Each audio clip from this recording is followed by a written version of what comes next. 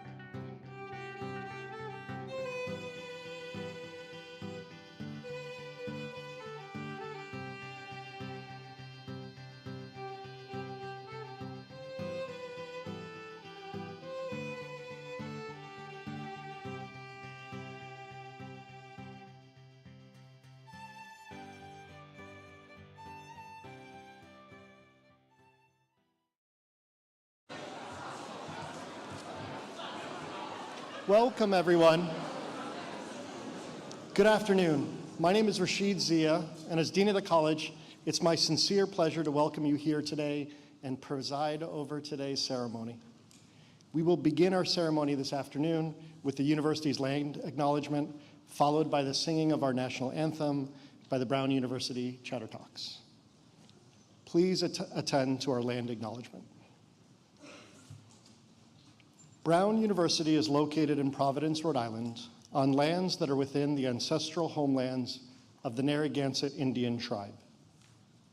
We acknowledge that beginning with colonization and continuing for centuries, the Narragansett Indian tribe have been dispossessed of most of their ancestral lands in Rhode Island by the actions of individuals and institutions. We acknowledge our responsibility to understand and to respond to those actions. The Narragansett Indian tribe, whose ancestors stewarded these lands with great care, continues as a sovereign nation to this day. We commit to working together to honor our past and build our future with truth. Please join me in rising for the singing of our national anthem by the Brown University Chatter Talks. And please remain standing for our invocation by the University Chaplain, Reverend Janet Cooper Nelson, afterwards.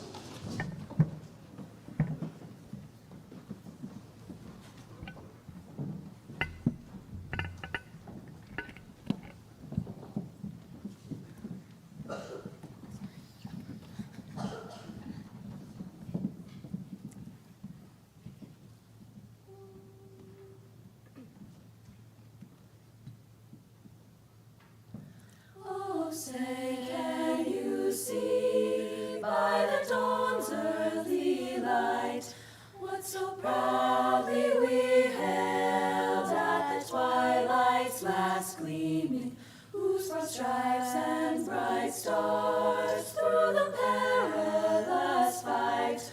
O'er the ramparts we watched were so gallantly streaming, and the rockets red clear, the walls bursting in, gave proof through the night that our flag was there. Oh, say does that star-spangled banner yet wave o'er the land of the free and the home of the brave?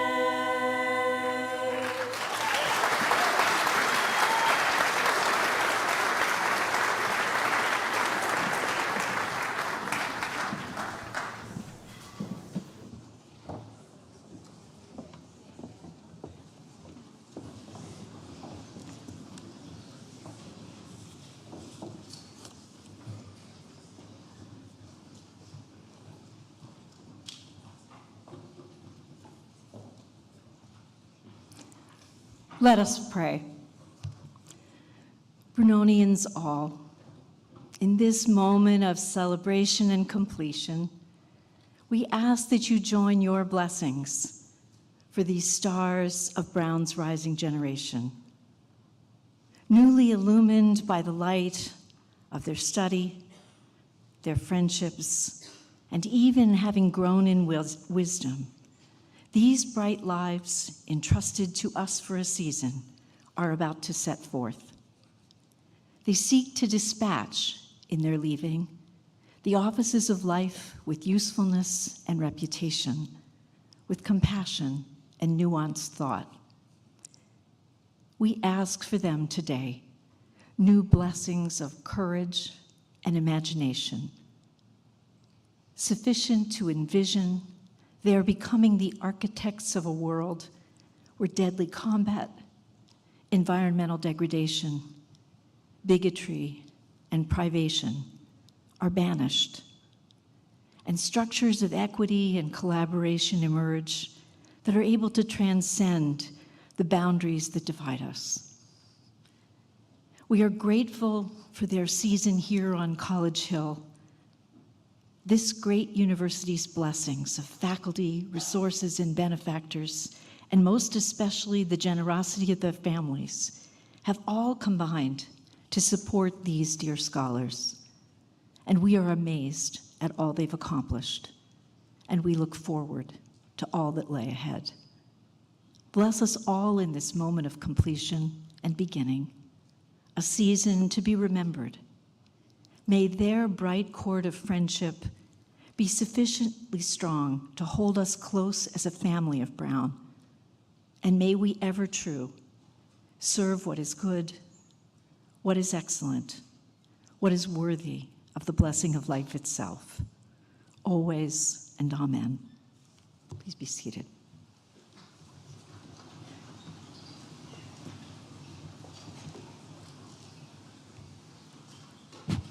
Thank you, Reverend Cooper Nelson, and good afternoon again.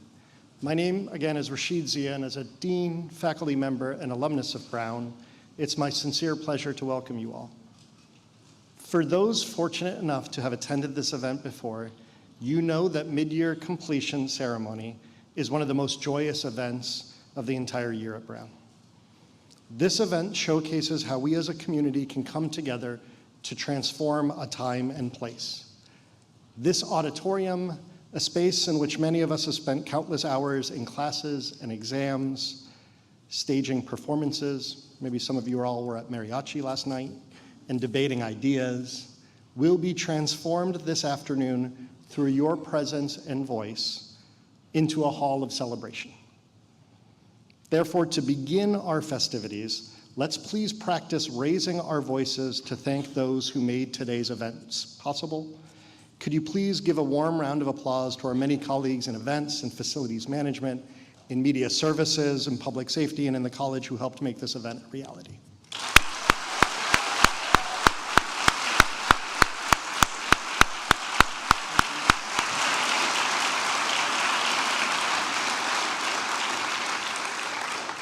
Next, let us please lift up in applause those whose hopes and cares have lifted up the students in this room.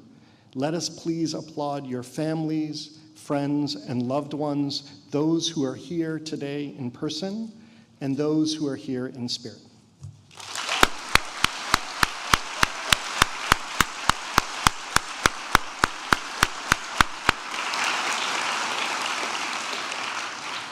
And finally, let us please provide a loud and commanding welcome to you and your peers in the amazing class of 2023.5.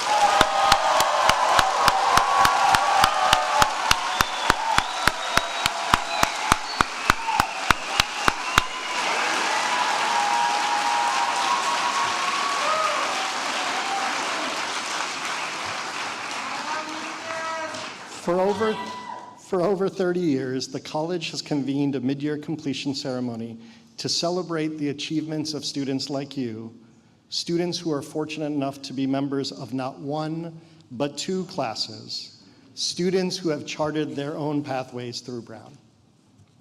Whether you arrived as a mid-year transfer, took a leave of absence to found a venture or care for a loved one, or simply pursued opportunities to continue your studies a little bit longer or shorter, you will soon be completing your formal coursework with us at Brown. This ceremony today is not meant to replace graduation.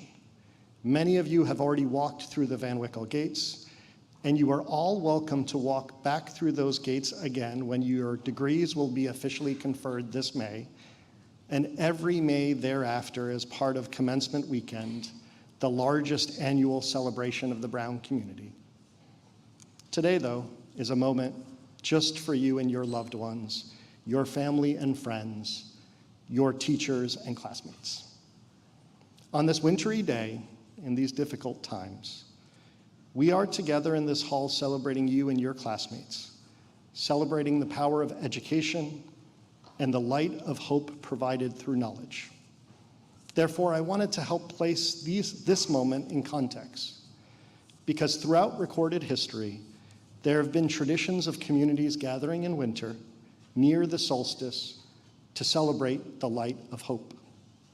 For example, in Iran, where I was born, the longest night of the year is marked by a celebration called Shab-e-Yalda, whose very name means the night of birth, or the night of the birth of light, and it implies a fusion of Zoroastrian and Judeo-Christian celebrations of the solstice.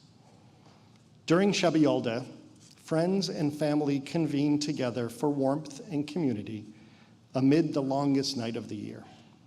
And then they stay up together, all eating and drinking, talking and dancing, keeping the night and darkness at bay with voices and laughter, and keeping hope alive through a celebration of our shared humanity. And for those who are young, they stay up all night to watch the sun rise over the horizon, much like the sun in the Brown seal overhead breaks through the clouds. Today, class of 2022.3, we are here in community to celebrate you and your achievements, your hope and light that provides warmth and comfort to us all. We are so very proud of you and all that you will achieve beyond these walls. We don't know what comes next, but we do know that it will be better because of you and your classmates, your generosity and talents, your ingenuity and your compassion. In that spirit, it has been university tradition since the very first class, more than 250 years ago, to hear directly from students completing their degrees. Today, we will hear from two of your classmates. So it's my pleasure to introduce our first student speaker, Catherine Ann Haley.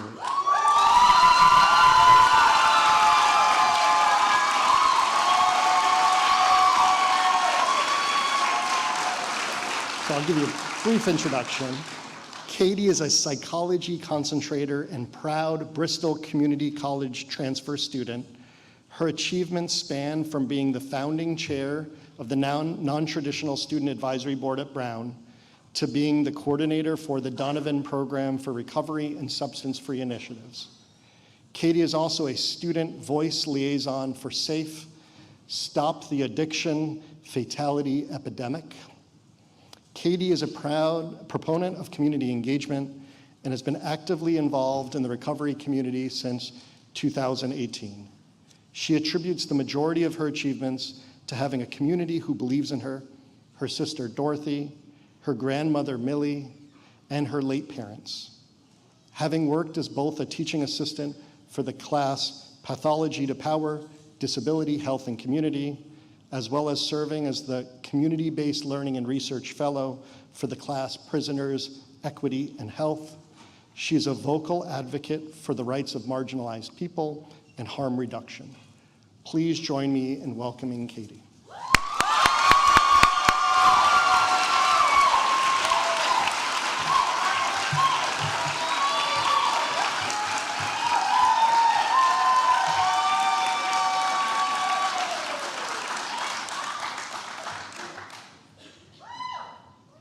It makes sense that I'm completing my degree mid-year because nothing about my journey in higher education has been traditional.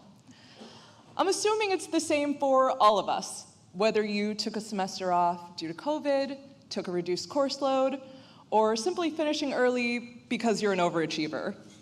Not that Brown University has any of those. I transferred here from Bristol Community College. I was a first-generation, low-income high school dropout, one who also grappled with addiction and homelessness. I have received so much support and love from my recovery community, my grandmother, and my sister. But even so, I believed I was completely alone in my journey. Like many of us, I spent my first year getting lost between classes, feeling tiny underneath Soldier's Arch, and trying to work a full-time job while studying for exams. I thought I was alone with these struggles. These perceived differences between my classmates and I bred fear and imposter syndrome in my spirit. I felt like I didn't belong. I wasn't like my classmates in age or background. I thought I had made a huge mistake. Then, in my second semester, I met my first mentor at Brown. Professor Brad Brockman told me that I have value in elite academic spaces and that my voice mattered, that all of our voices matter. He and another dear friend of mine, Professor Sarah Skeels, taught me that my lived experience gives me credibility that few in academia have, and it's not all that I have to offer. For the first time, someone told me clearly and unequivocally that I belonged. They showed me that, just like everyone here today, I was an asset to the Brown community, neither because of nor in spite of my past. The holistic approach that Brown takes to each student's education was exemplified in those who encouraged me and supported me in my endeavors. I started to open up to others at Brown and found that I wasn't so different after all. We held space for one another's feelings every week after meditating together in a public health class. My classmates and I all laughed together in a class, Animal Behavior, when we watched praying mantises dance to the song Macho Man. We all experienced the terror and eventual exhilaration of giving a speech in the class Persuasive Communication and cheered when we saw a classmate overcome their fear. After some time, I even found a community of other students who were involved in recovery from addiction. I was able to serve as the Recovery and Substance-Free Program Coordinator at Brown under the tutelage of Dean Lindsay Garcia. I get to support other students who are examining their relationship to substances through multiple pathways. It is often the highlight of my week. The ties that bind us at Brown are not traditional. We don't have GPAs or a core curriculum that we can all call back to. What brings us together is each other. It is an undeniable fact that we can find every single kind of community at Brown to belong to.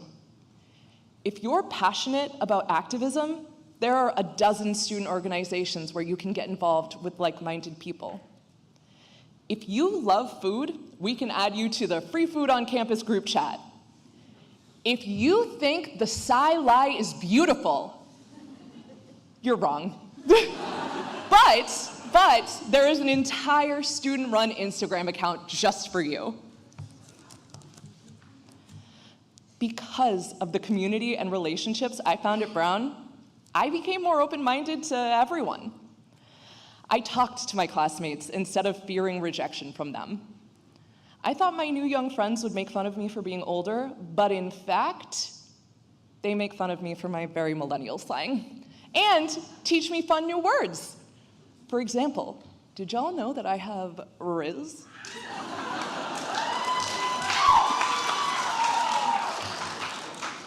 Whatever that means. My point is, I learned just as much outside of the classroom as I did in it when I let other members of the Brown community into my life. As an unexpected twist, in the last 2 weeks, I've had the privilege of getting to know Arden. We have begun a beautiful friendship built on the shared value of the power within a community. Yeah, give it up for Arden.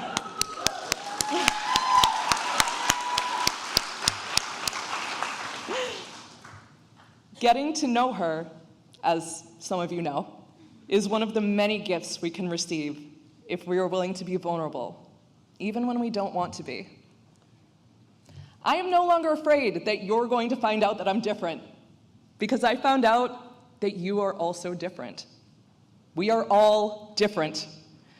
While it can be easy to compare, our contrasts are what make our community strong. The breadth of different at Brown is so wide, and it's beautiful.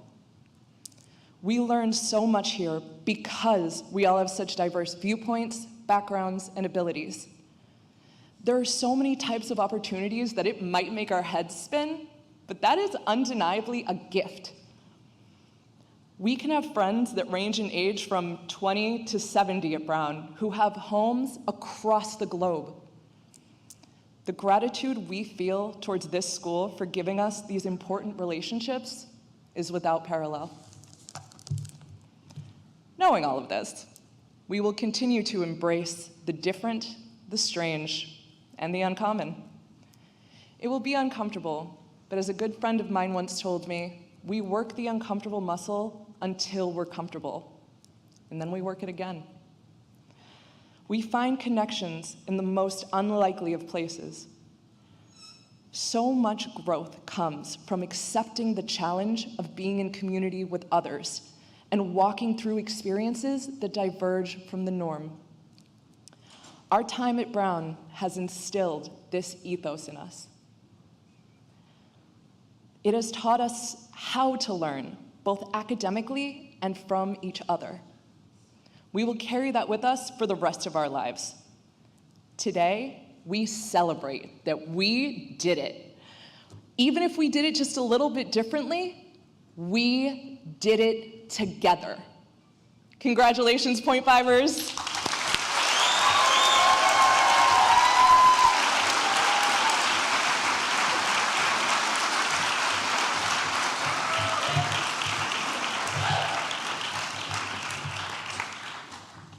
Thank you, Katie, so much for that wonderful speech.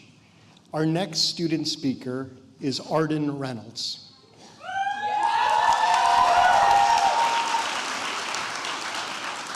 Arden is an English nonfiction concentrator from here, there, and everywhere. She grew up overseas in 5 different countries, including Malawi, Myanmar, Tanzania, the United States, and Vietnam. At Brown, she has found and created community in myriad ways. She has facilitated with Brown's Community Dialogue Project, co-led backpacking trips with Bolt, Brown Outdoor Leadership Training, and hosted what I hear are beloved annual pie baking extravaganzas. Arden's most important work of her last 5 years at Brown has been cultivating relationships with members of the Brown and Providence community, as well as with herself. This spring, Arden will teach at an elementary and middle school in East Providence. Please join me in welcoming Arden.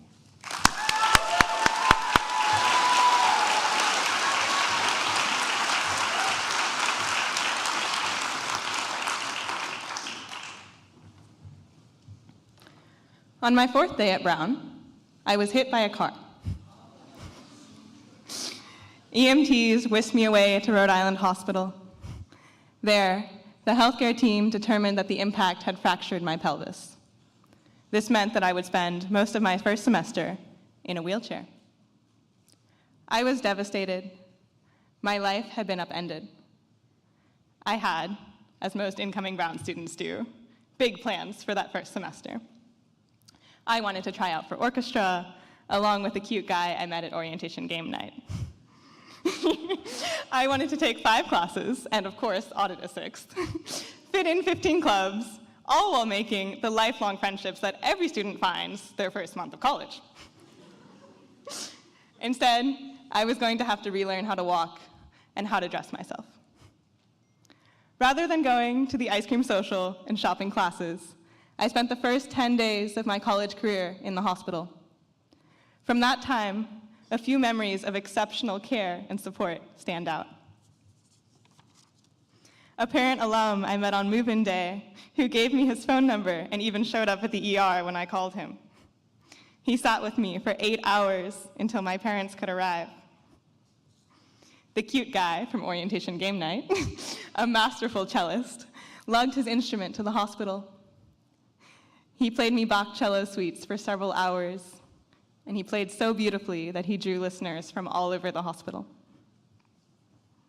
Someone I'd met on an orientation tour on day 1 visited me almost every day. She brought me puzzles and food and encouraged me as I painfully relearned how to transfer in and out of bed. Although I had never met him, the director of Brown Student Health Services showed up at the hospital out of the blue to ask me what I needed. In the most painful event of my life, in a time when I felt broken and afraid and so deeply hurt, these fellow Brunonians showed up for me, really showed up. These people who had had at most one conversation with me extended unparalleled kindness and generosity. And once I got back to campus, people continued to show up. Someone I met during orientation pushed me in my wheelchair to my 8 a.m. class 3 times a week, 8 a.m. My English professor checked in with me after every class to offer support. Hernani, one of many kind ratty workers, helped me carry my food tray once I started using crutches. These Brown alumni, students, professors, and staff got me through those 2 weeks in the hospital, my first semester, and my 4.5 years since. I share these stories because they are emblematic of the deep compassion that I've encountered throughout my time here. With its reputation and status, Brown attracts fascinating, curious, and thoughtful people. People who care deeply about their work and the world. But most importantly, the fascinating, curious, and thoughtful people here care deeply about other people. Following my accident, I realized that this care was what made Brown special, what made Brown matter. This care for other people was what mattered most. All of us graduating this semester, let's take a minute to think about someone who has cared for us during our time here. Let's also think about someone we've cared for. As we move beyond our time at Brown, we will be left with the memories of the people who heard us, helped us, and held us. All of us who are graduating here today have faced some combination of challenges, demanding classes, stress, burnout, and even heartbreak. We have all had our expectations of college subverted to some degree, be that by the pandemic, or unexpected time off, or the realization that it takes time to make friends. I found that in these deeply challenging moments, what gets us through is meaningful community care. As we all go out and form new relationships in new places, I want to offer you what I've learned here about how to build this type of caring community. Number 1, show up. We all have things to offer, whether it's a phone number, a Bach cello suite, or our time. Show up with what you have, even when it's not necessarily comfortable or familiar. Show up when you're expected to and when you're not, with generosity and care. Show up without expectation of receiving anything, and trust that people will show up for you in turn. Case in point, the people that I've mentioned in this speech are all here today supporting me.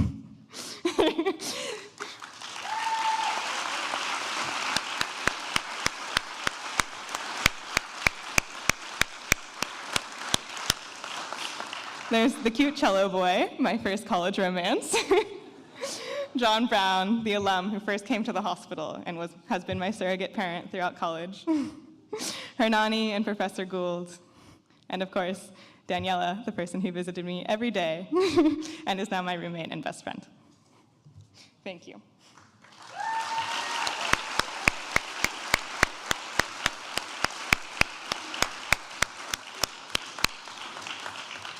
Show up. Number 2, extend your community. The people who were there for me after my accident were relative strangers, yet they extended compassion anyway. I could not have gotten through my accident without them, and none of us could have gotten through Brown without the many people who have supported us. The dining workers, bus drivers, custodians, the event staff here today who've made this ceremony possible. Let's give them another round of applause, please.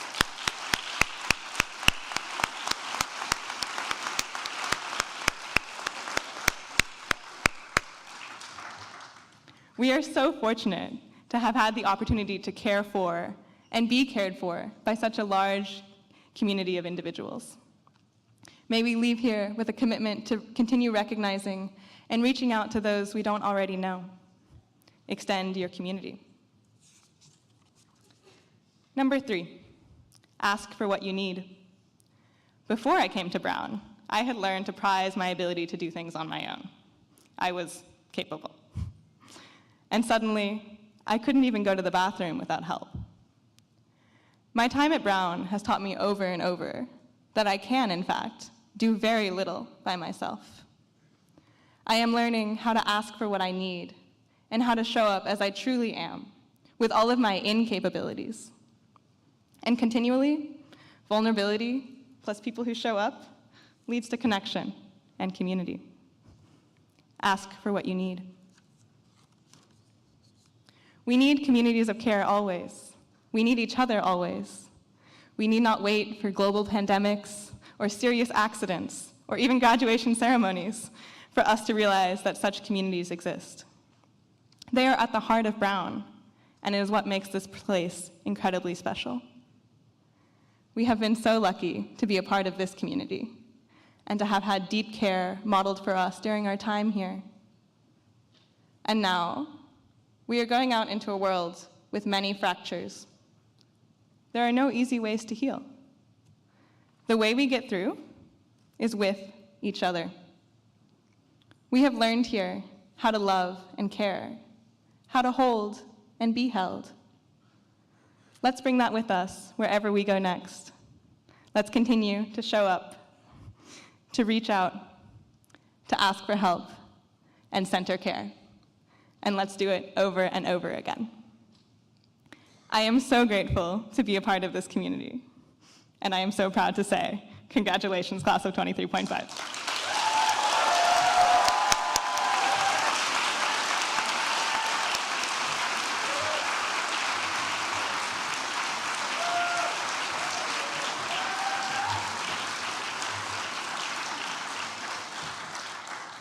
Thank you, Arden, for that inspiring speech. Now I'd like to welcome Wendy Sheridan to help with the highlight of today's festivities. In a few moments, we will present to you the students who will be completing their degrees this month.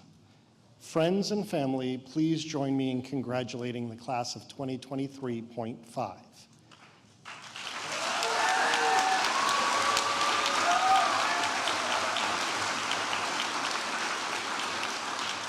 At this point in the ceremony, I'm supposed to ask you to hold your applause until all the names have been read, but let's please disregard that advice. Since we're here to celebrate all these wonderful students, let us please do our very best to applaud each and every one of these mid-year completers. Let's let them know that we're here to support and celebrate them.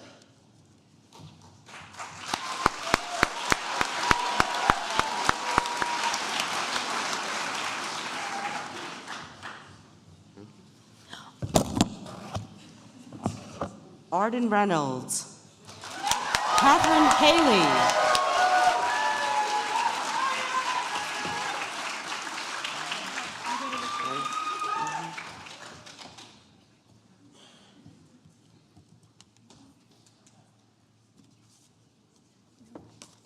Catherine Haley,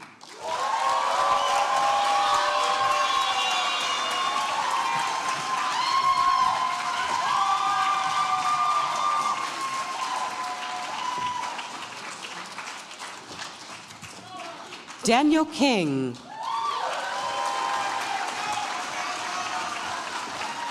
Safa Meri, Justin Liu, Nikolai Rogalinsky, Sinawa Minea, Will Benjamin, Summer Goldstein, Eli Butler, Anasame Awate Chujor, Mara Kessler, Rita Slawi,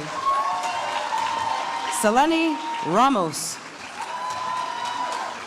Nicole Konecki, Isabel Sharon, Sasya Tan, Alana Rivera, Serene Benali, Noah Vaughn, Will Steinfeld,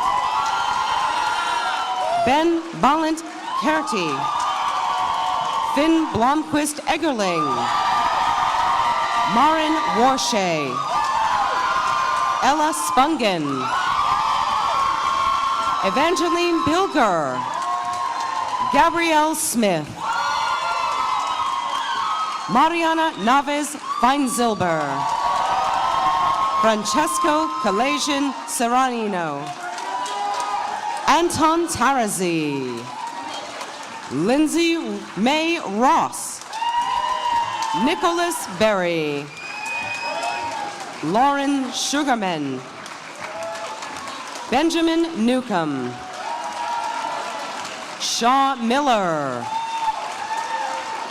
Emma Perkins, Anna Lee, Wes Chalfont, Sophie Butcher, Alex Hammond, Daphne Maniatis, Stella Lee, Oliver Bayless Sand, Anna Novotny, Alexandra Josephson, Erin Fenshiraki, Mia Mitchell, Ethan Gardner, Avi Shapiro, Jordan Turman, Haley Simone Joyce, Isabel Aronin, Chance Emerson, Livia Ju, Cooper Urban DeVoe, Janelle Barnett, Alina Dero Zariona, Shivani Menderata, Marissa Tam, Lan Wei, Brittany Ruffino, Cheyenne Allen, Ava Seelenfreund, Ange Carondo, Valerie Konis, Ed Shea, Sasha Sloan, Oliver Neen, Sharice Turner, Marcus Mitchell, Levi Tennis, Destiny Jones, Ella Poley, David Lauerman, Sanchi Lee, Serdar Sungen, Manuel Quesada, Leticia Sherfan,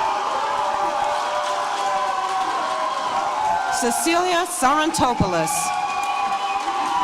Anna Ort, Madhu Subramanian, William Lynn, Viola Hodden Brockman, Luke Colburn, Tommy Maloney,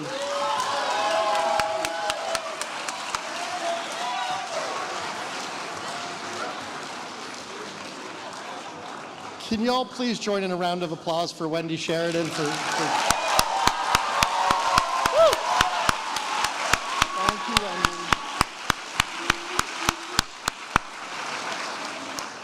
So, with that, it is my pleasure to introduce our next speaker, the 19th President of Brown University, Christina H. Paxson.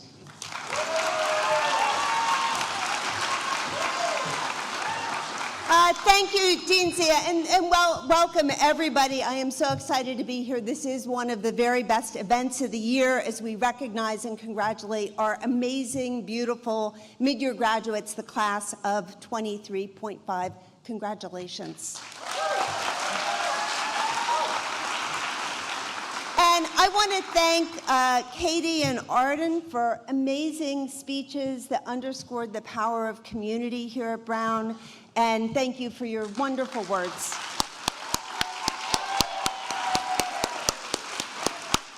And then family members and friends who are here today, and maybe the students can celebrate everybody who came here today for them, to celebrate you. That's what we're here for. So thank you, family and friends, for joining us.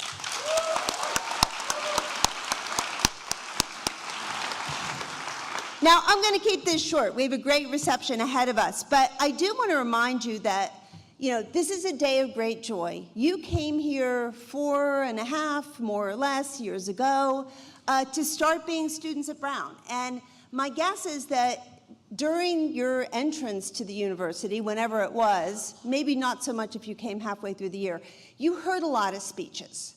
Some of them were from me, some of them were from Dean Zia. You probably don't remember any of them, right? Yeah, no, because you were too excited and meeting new friends. You were probably exhausted. That happens during orientation.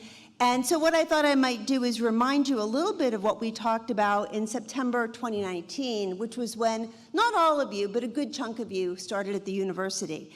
And what I said then was that Brown was going to equip you. It was going to equip you with the knowledge and experience and the passion to be an agent for change in the world. And I still firmly believe that's true. And at the time, I talked about racial inequality and climate change and war and disinformation. I did not say threats to democracy. The presidential election had not yet happened, and I was not prescient. But, things that you need to grapple with in the years ahead.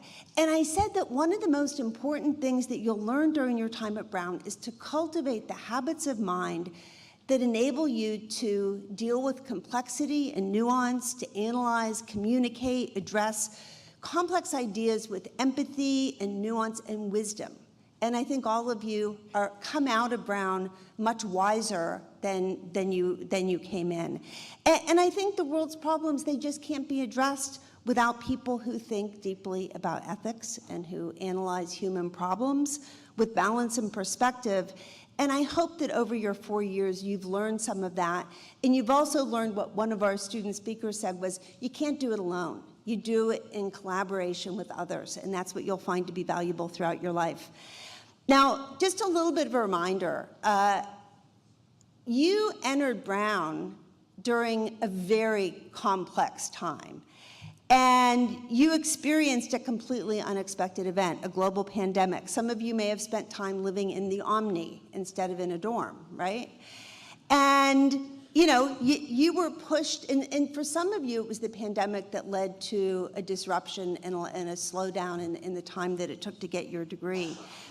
In the early days of the pandemic, and thankfully it's farther and farther into the rearview mirror with every passing semester, but what I conjure up is this mental image of students lined up 6 feet apart, masks on, waiting to get into the ratty. And that image epitomizes the social isolation that we all experienced. But I was so proud of this community during that period. And the reason why I raise it is it just epitomized the way that Brown students creatively come together to create community, even in difficult times. You found ways to keep community together. You held remote concerts. You went out and volunteered and did good in the world, developed research projects, helped the health of supported our healthcare providers locally. So many really good things. And perhaps more than any other generation of Brown students, you found joy of being in the moment. You know, the ability to kind of just run into somebody on the main green and talk without a mask on. That was amazing. And over time, I hope and expect that you'll come to appreciate that living through this common experience has bonded you, unified you in ways that you may not fully appreciate today. And I know that this experience is going to indelibly shape you in your life going forward. So let me just say a few things about what comes next. Some of you, how many of you marched last May? How many of you are going to come back and march again this May? Please. This is a celebratory event and great joy, but the Brown Commencement is one of the most wonderful events I have ever been to. And as you go out in the world, what I really want to say to you is come back, because we love you and we want to see you here. And you can march every year if you want to. And the great thing about being a .5er is you belong to 2 graduating classes, so you can double your reunions and commencements. So you are welcome any and all the time. We treasure you, and we just want to offer you heartfelt congratulations and joy as you move into your next stage. Thank you so much.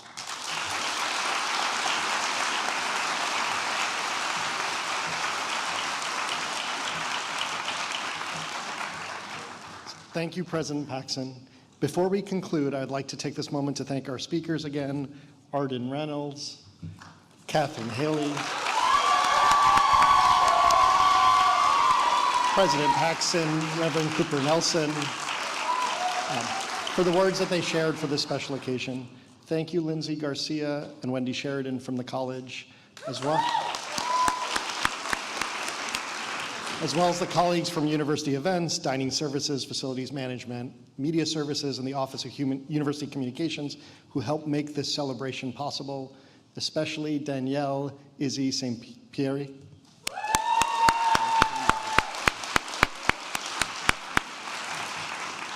Thank you, Abby, Jose, Kate, Katie, Lauren, Lori, Meg, and Sunji for helping the show run joyfully this year.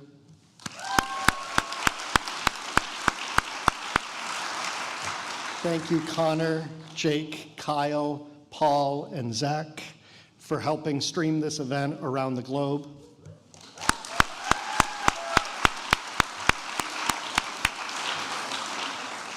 Thank you, Ginger, Janet, Love, Oluderatimi, Shantae, Tim, Lindsay, for helping guide and accompany our completers.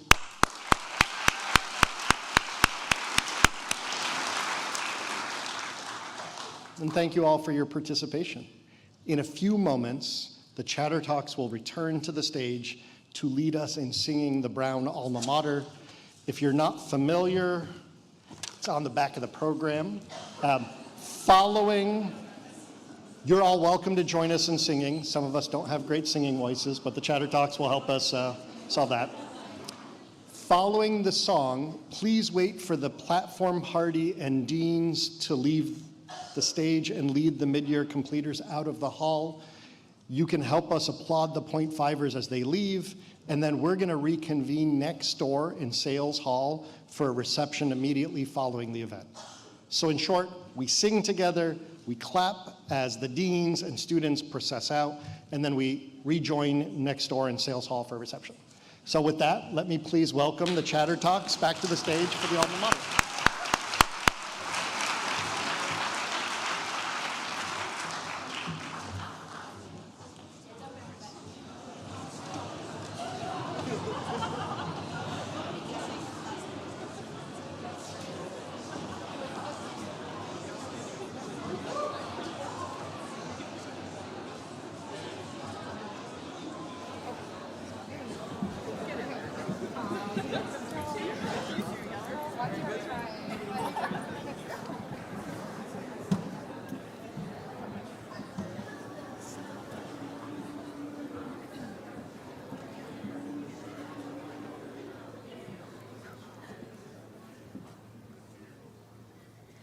Alma mater, we hail thee with loyal devotion, and bring to thine altar our offering of praise.